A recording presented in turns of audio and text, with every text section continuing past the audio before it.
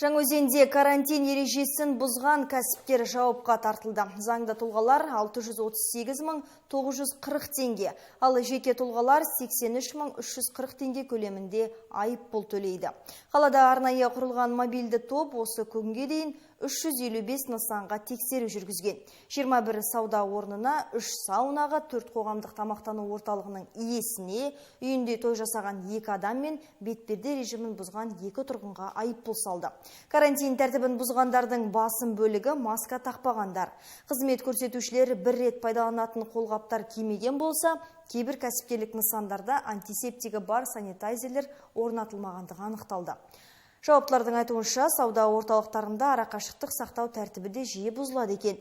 Қалалық тауарлармен көрсетілетін қызметтердің сапасы мен қауіпсіздігін бақылау басқармасының мамандары тұрғындарды карантин талаптарын сақтауға шақырады.